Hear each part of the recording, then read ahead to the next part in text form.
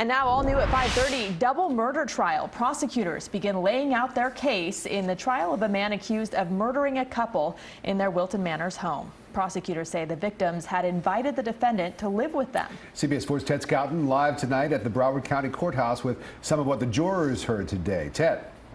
Yeah, Rick and Ruder Bay. Prosecutors call that suspect a stone-cold killer, and they're quoting his own words there, while the defense paints a very different picture of the man who was accused of killing a couple who he just moved in with.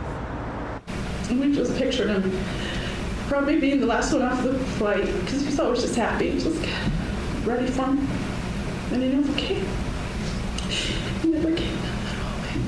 A devastated sister recalling Christmas night 2010, waiting at the airport for her brother Stephen Adams to arrive in Ohio. He never made it.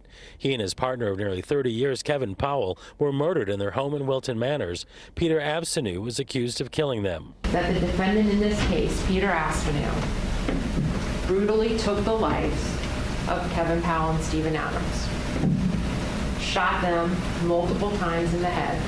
During opening statements, defense attorneys paint a picture of Avsenew as a down-on-his-luck young father who needed work, so he turned to prostitution to get money and a place to live, finding Adams and Powell from a Craigslist ad. He was hired as a prostitute, as an escort, whatever you want to call it. Mr. Powell and Mr. Adams hired him to come into their lives. Avsenew stayed with the couple for just a couple days before the murder. Prosecutors say after killing them, he took their SUV and charged up their credit cards, finally making his way to his mom's house in North Florida. She got suspicious and turned him in.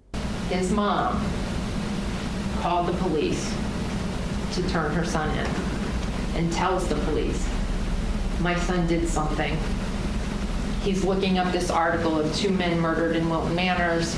The car, that's the car he showed up out of the blue. Avsenew's attorney said he did not kill the men. Instead, he walked into the home and found them dead and panicked.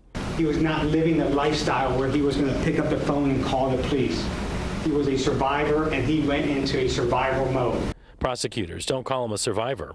They call him a killer.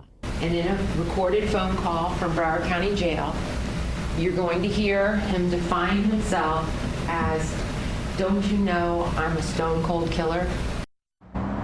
Testimony continues on Monday. Included in that testimony will be the mother of the suspect. Again, she's the one who turned him in. If convicted, he could face the death penalty. Live in Fort Lauderdale, Ted Scouten, CBS 4 News.